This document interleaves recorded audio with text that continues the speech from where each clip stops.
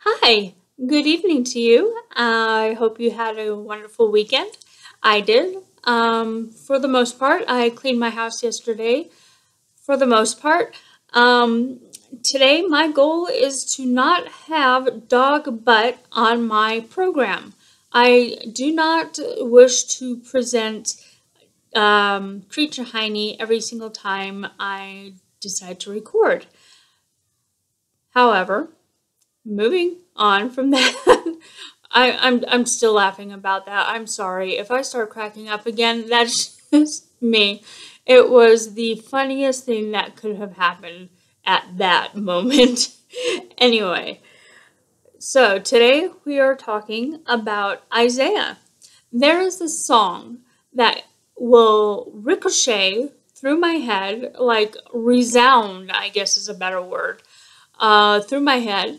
And it goes, I will dance, I will sing to be mad for my king. And this song is about Isaiah. And this is what it actually is referring to. Uh, Isaiah, little background. Isaiah was nuts for God. Um, it's pretty safe to say that if you put Isaiah and John the Baptist next to each other, Isaiah would win the crazy contest. He was pretty out there when it comes to obeying God. Uh, Here we go. Isaiah 20, a sign against Egypt and Cush.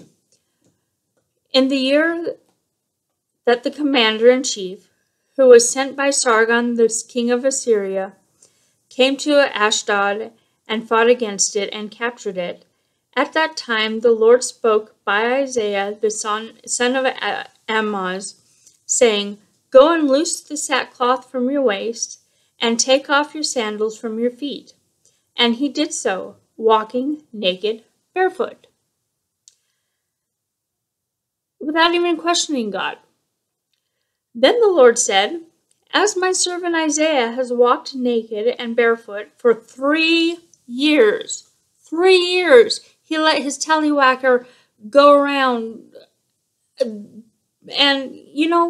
Isaiah probably wasn't a spring chicken. We're not watching Ashton Kutcher running around in the buff here. No, this is an old guy. And 3 years as a sign and a portent against Egypt and Cush. Now, a portent, I looked up, is a sign or warning that something usually bad or unpleasant is going to happen. So, Isaiah, just to tell people that there's a bad omen, decided to go around naked for 3 whole years and wear no shoes. And I'm thinking, this guy's absolutely insane. John the Baptist, he ate locusts. He wore camel hair. He didn't go around naked in Egypt and Cush. And I'm going to keep reading. So shall the king of Assyria lead away the Egyptian captives and the Cushite exiles, both young and old, naked and barefoot, with buttocks uncovered, and nakedness of Egypt. Then they shall be dismayed and ashamed because of Cush their hope and of Egypt their boast. And the inhabitants of this coastland will say in that day, Behold, this is what has happened to those in whom we hoped and to whom we fled for help, to be delivered from the king of Assyria. And we, how shall we escape? All right. My point is not that we once again have gluteus maximus on my show. I'm talking about my dog, of course. No, what I'm talking about is how far are you willing to go to prove your faithfulness and your love to your King, Jesus Christ?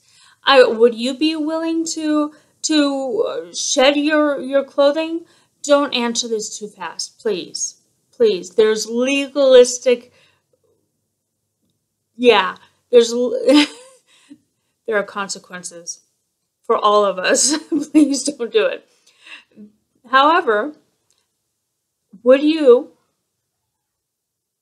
if God asked you to get people's attention, take off your clothing and walk down the street, ringing a bell, calling, I don't know if he had a bell, but ringing a bell, calling attention to yourself, and saying, hey, look at me. This is what's going to happen to you if you don't straighten your stuff up. I love Jesus, but I cuss a little. I'm letting you know that. I'm really working on it. Mainly so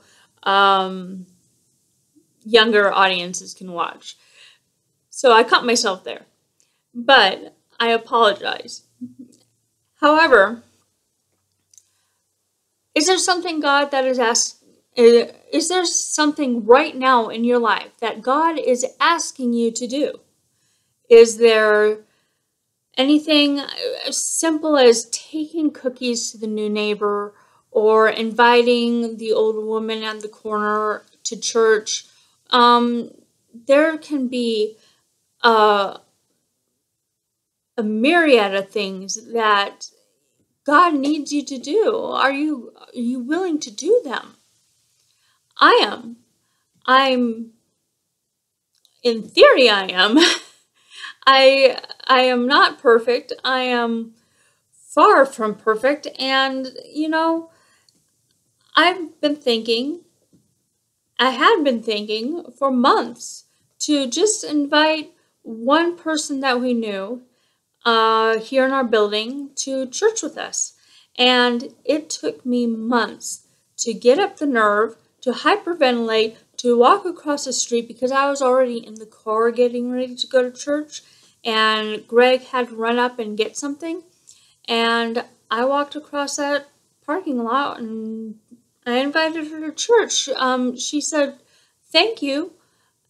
And it wasn't a big deal. She hasn't come yet, and I hope that someday she does. But I'm glad I just did that. And that was such an ordeal to me. I could imagine what it was like for Isaiah to just woo, and just go for it. What are you willing to do? I don't know what I'm going to do because right now I don't know what God wants me to do. I pray, and tomorrow is a new morning. And right now I know for a fact that a struggle with the insane is my calling. And getting the word out there as much as possible is what I'm supposed to be doing. This is a struggle with the insane. This is Justine Butcher, and I hope you have a great night.